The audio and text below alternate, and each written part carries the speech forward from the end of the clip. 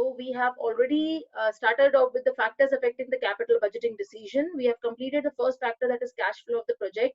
The next factor that we are discussing is the rate of return. So let's just go through it. So rate of return, जैसे मैंने आपको बताया कि rate of return का मतलब यहाँ पर सिर्फ इतना समझना है आपको कि जो आपने फंड्स यूज किए हैं, रेज किए हैं for the purpose of investment, वो बहुत जरूरी होता है कि आप इंश्योर करें कि उसके अगेंस्ट आपको इतना रिटर्न मिलना चाहिए कि आप अपनी कॉस्ट को रिकवर कर सकें, right? So what is the rate of return here mean? Rate of return means कि जो आपने जनरेट करना है अपने इन्वेस्टमेंट प्रपोजल्स पे, वो अगर आपके पास एक ही प्रोजेक्ट है तो आपके पास कोई ऑप्शन नहीं है, जो है प्रोजेक्ट है वही प्रोजेक्ट है। अगर आपके पास ऑप्शन है इन्वेस्ट करने का, then you will go ahead and invest. मगर अगर आपको उसी प्रोजेक्ट में कोई ऑप्शन मिल जाता है कि आप ये भी ऑप्शन है, एक ऑप्शन ए है एक ऑप्शन बी है, दोनों में से जिसका रेट ऑफ रिटर्न हाई रहेगा उस केस में आप वहां पैसा लगाएंगे फिर, ठीक है? तो पढ़ लेते हैं ऐसे। expected rate of return from each proposal should be compared with the risk associated with the project before taking an investment decision। मतलब यहाँ पे यही बात की जा रही है कि पहली चीज जो मैंने आपको बताया कि जो भी फंड्स आप रेज करते हैं उसकी जो भी कॉस्ट है जो आपने इनकर की है, that is called the risk, right? Now whatever return that you are planning to generate over the project wherein you are going to invest should be able to at least cover the risk area, और उसके ऊपर आपका returns आने चाहिए।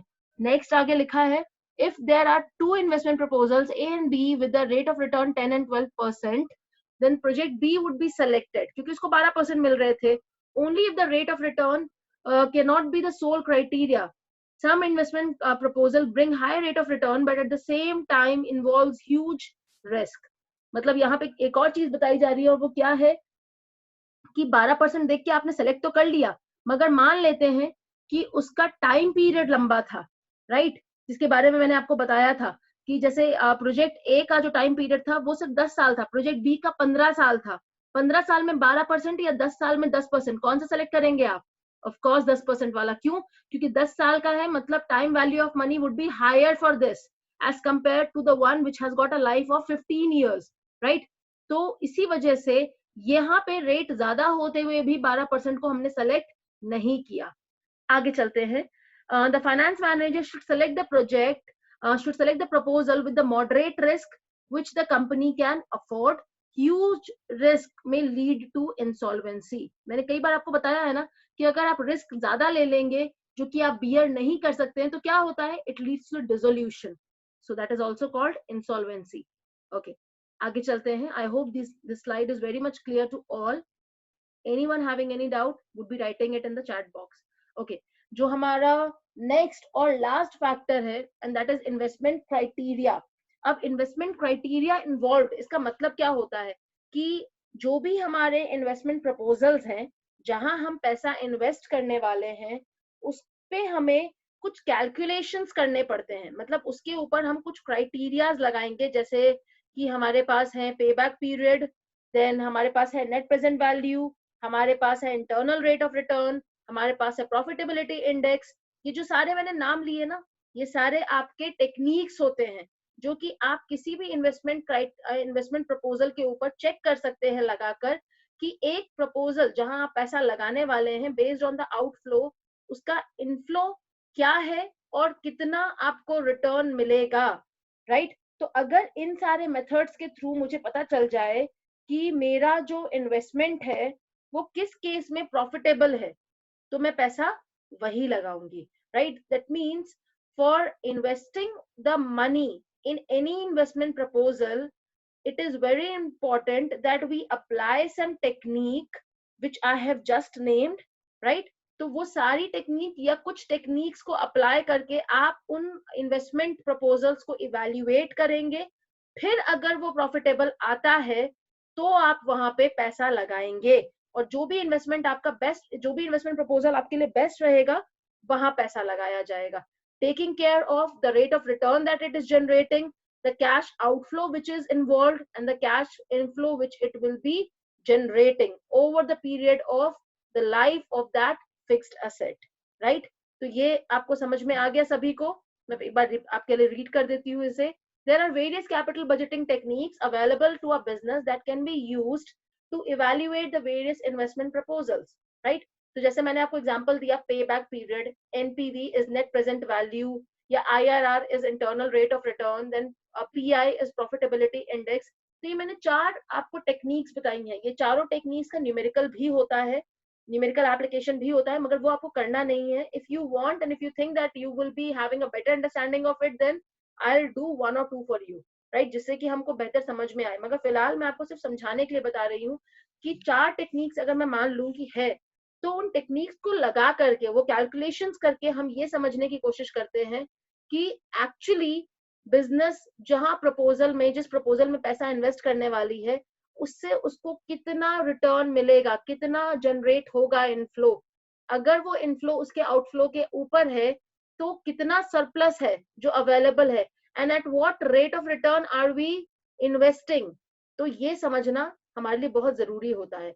So there are these are based on calculation with reference to the amount of investment, interest rate, cash flow, and rate of return associated with the proposal.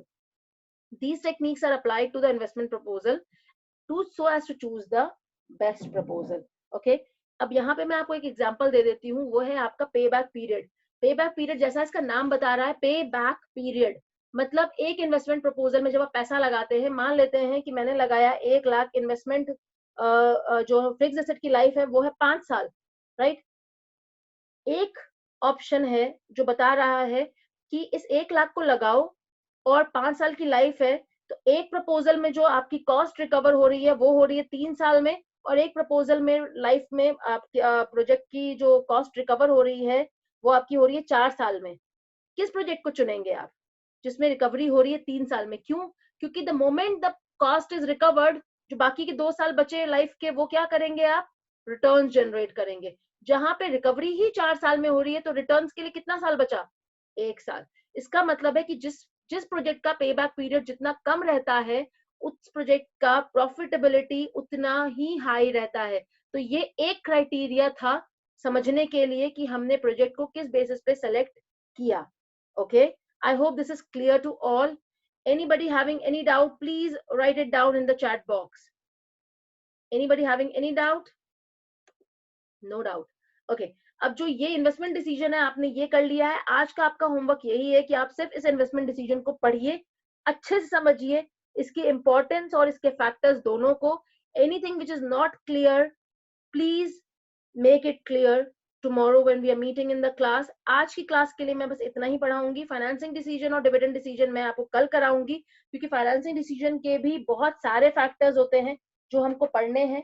वो हम कल पढ़ेंगे, आराम से पढ़ेंगे, जिससे आपको ये एक एक डिसीजन एक एक दिन में हमको आराम से समझ में आ जाए, राइट. बिकॉज इस डिसीजन को अगर आपने अच्छे से समझ लिया ना, तो आगे का जो आएगा आपका, चाहे फिर वो फिक्स कैपिटल डिसीजन है या वर्किंग कैपिटल डिसीजन है, वो आपको समझने में इतनी मुश्किल नहीं आएगी. So I hope if there are no doubts left for today's class, we are completing the session here itself, right? And we'll be meeting tomorrow and starting off with the financing decision tomorrow. So आज के लिए आपके लिए कोई question नहीं है, बस एक काम जो आपको करना है वो है financing decision, sorry, investment decision के फैक्टर्स अफेक्टिंग पढ़ना, और दूसरा why is investment decision important. वो जो आपके मैंने 3-4 पॉइंट बताए वो आपको पढ़ने हैं. तो अच्छे से पढ़ लीजिए, क्योंकि ये जो अब मैं क्वेश्चन दूंगी आपको, ये तीनों डिसीजन को मिंगल करके दूंगी, और मैं जानबूझ के क्वेश्चन नहीं दे रही हूँ आपको, क्योंकि I want you to read the question, the small question, understand based on it कि इसका आंसर क्या होना चाहिए. I don't want you to write down the question answer directly, because अब जो मैं अगर आपको क्वेश्चन दूंगी तो वो डायरेक्टली इसी टॉपिक से रिलेट कर जाएगा, राइट. तो ये मैं नहीं चाहती, इसीलिए आपको 2 दिन के लिए मैं फ्री कर रही हूँ. बस पढ़ाई कीजिए, जिससे कि जब तीसरे दिन मैं आपको 3 क्वेश्चन दूंगी करने के लिए, तो I should not get any kind of complaints कि मैम ये काफी सारा हो गया. Okay, so tomorrow we are going to have a long session. Everybody please be ready, and we'll be having a lot of homework also. Okay, so thank you everyone, and please take care of yourself. Thank you.